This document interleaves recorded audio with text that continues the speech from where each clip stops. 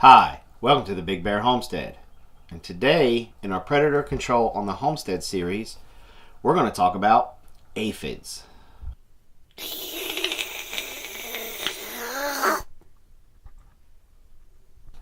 Alright, so here we are, Season 2 Predator Control on the Homestead, episode number 1.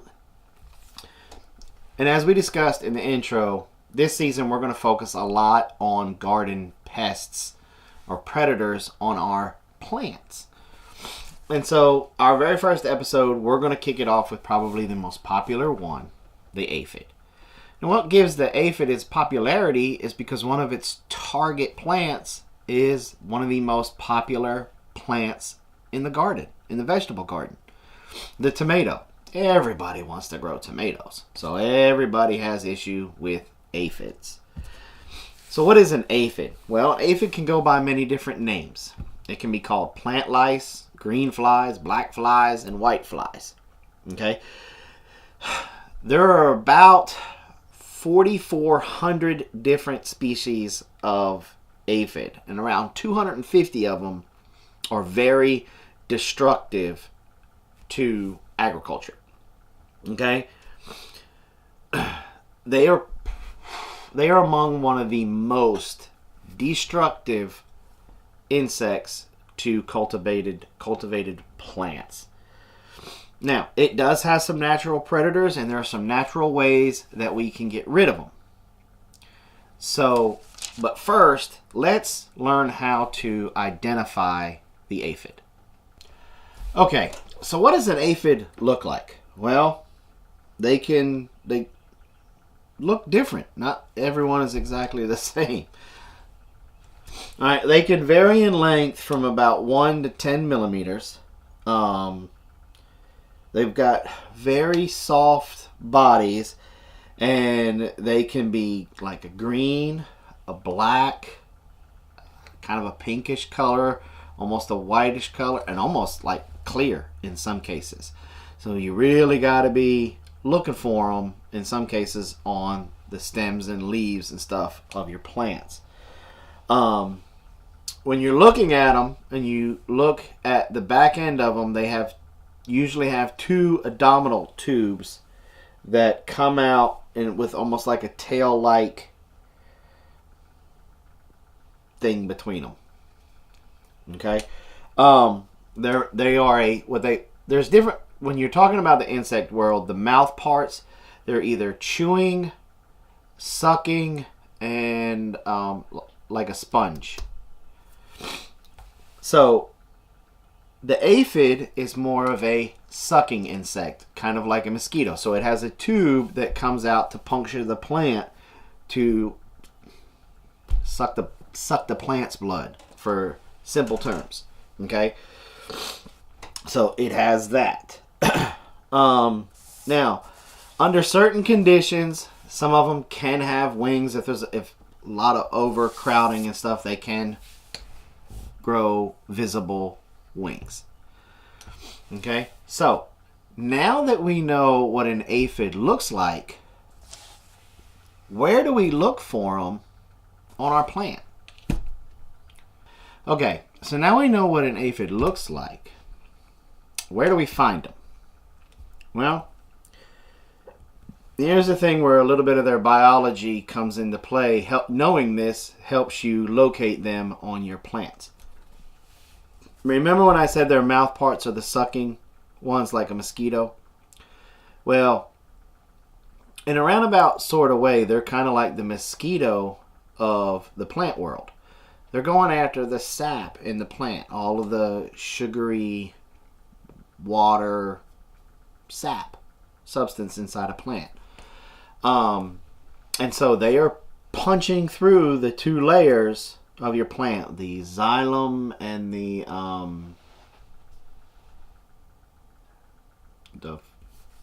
anyway, there's two layers. I can't remember them right now off the top of my head. But they're puncturing through that and they're sucking on the sap. Okay? Now, some signs that you may have aphids on your plants are things like your plant's growth rate has just plummeted. your leaves are starting to molt, turn different colors. They'll have like they be kind of yellow, and they'll start to curl up. They'll even get some browning on them from basically being burnt, because what they leave behind is very acidic. And I mean, that's when you really got to start hardcore looking. If you're looking at this tomato plant going, you know, this one is a lot smaller than these other guys, you really need to start hardcore looking. But where do you look? Well, look up and down the stems, okay? Look up and down the trunk of your plant, because those are going to be the areas that they're going to gather around the most, because that's where the sap is flowing hardcore from. That's the main arteries and veins, for lack of a better term. Okay? And be looking there, and you'll see them all nice and clumped up right there. So now that we've seen them, and we know we got them, what are some natural ways to take care of them? Okay, so we know we got aphids. So how do we take care of them? Well, one good way is to try to be a little bit proactive. And what I mean is you want to create an environment in your garden that will also attract some of its natural predators. Now, the aphids, some of the aphids' natural predators are the ladybug, lacewings, crab spiders, chickadees, the Carolina wren. There's a parasitic wasp that loves to land on them, put its egg inside them, and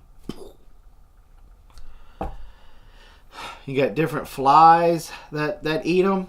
So you want to create an environment that is enticing to those predators. Okay? But let's say you've done that, and you've got so many aphids that these natural predators just can't keep up. Well, one thing you can do is go out there and knock them off the plant. You can do that. It's very, very time consuming.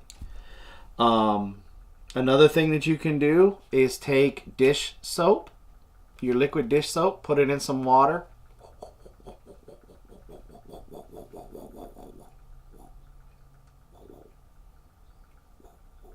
No.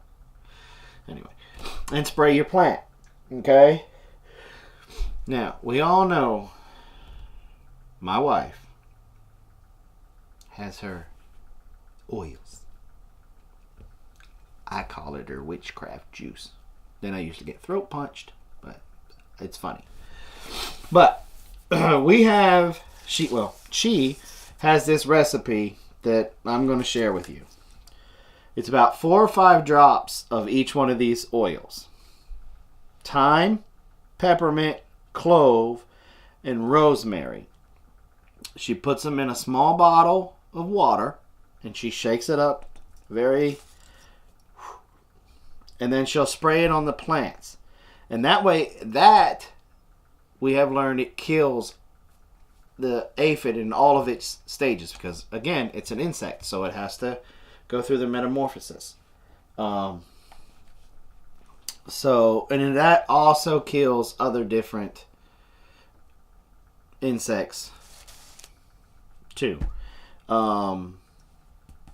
So you can use that. Now, here's the thing. I don't know if you guys remember maybe a month or so back, I talked about companion gardening. Okay? This is a key when it comes to natural pest control in your garden. Now, some of the things that repel aphids are plants like onions, garlic, I think peppers, and then of course any of the ones that are listed in my wife's oil spell recipe potion thingamabob that she does. So that means you can plant rosemary around your tomatoes. That's why when we start talking about companion gardening, there's that one that's called the pizza garden or the spaghetti garden. Okay, and that's where they take rosemary and basil and thyme, and they plant it with the tomatoes and the peppers, and they all work together to repel insects and things such as aphids. So as the garden season progresses, we'll get more into companion gardening on In the Garden with Big Bear Homestead, our live stream on Wednesdays at 5:30 to 6:30 p.m. Eastern Standard Time. Plug. So now that we know what an aphid is, why it's attracted to the plant, and where to locate it, we now know some of its natural predators, and we know some ways to take care of it. Are there any traps that we can use for an aphid? All right. One of the things that attract aphids to your tomato plant is the yellow flower of the tomato plant. But that's not really the only reason, because, believe it or not, marigolds even repel aphids, and they're kind of a yellowish orange flower. But one of the things that you can do, okay, and this is the only trap that I know of. I know with June bugs and other bugs, there's many different types of traps, and we'll get into those later. But you can take a board, paint it yellow, okay, and then put the trapper's glue that I showed you guys in season 1, and you can spread that on the board. And then they'll come to that and get stuck on that. Now that does work. But to be honest with you, 100% honest with you, at least here in the South, okay, we just get too freaking hot to do that. It's better to do Mama's Oils recipe, or the dish soap thing works fantastically. And so does Robin's Oil recipe. But before we got into the essential oils, that's what we went with, the dish soap. Now that we have the essential oils, we go more to those than we do anything. But to be 100% honest, okay, with the trap, you can give it a go. But the problem is if you get too hot, as I discussed when I was talking about that trapping glue in the mice and rats episode, it will start to melt and it'll lose its stickiness, and then you'll have that junk in your dirt, on your soil, in your garden, and you don't want that. So I would only pull that out in extreme cases, and then I would bring it out first thing in the morning and pull it out about midday, and then bring it back out in the evening when the temperatures are cooler. So that way that could help prevent a little bit of the melting, because if you leave it on there and the glue starts to melt a little bit, some of those guys could get loose, and then they're just going to come to your plant, and now they're never going to come back to that because they found the plant. But again, I would only use that in extreme cases. The best way to battle a lot of these predators that we're going to be talking about, garden predators that we're going to be talking about, is through natural means. Companion planting and attracting natural predators to your garden. Well, that does it for this episode of Predator Control in the Homestead, in the Garden, on aphids. I hope this video has helped you out. I hope it has informed you, because the more informed you are when you're dealing with predators, the more successful you can be in getting rid of them. Well, don't forget, we didn't have Mom's Oils class last night because of my VA appointment. It'll be tonight, right before Full Spectrum Survival. I'm trying to think about what time it is. I'll put the time in the description. But Mom's going to be doing her oils class. I have no idea what the oil is, so don't ask me in the comments. You know she's going to be Instagramming the full out of Instagram while we're sitting at the VA. So, thanks for coming by the Big Bear Homestead. Hope to see you guys tonight in Mom's Oils class. And don't forget, my In the Garden with Big Bear live stream on Wednesday. That's enough solicitation. Thanks for coming by the Big Bear Homestead. And like always, have a nice day.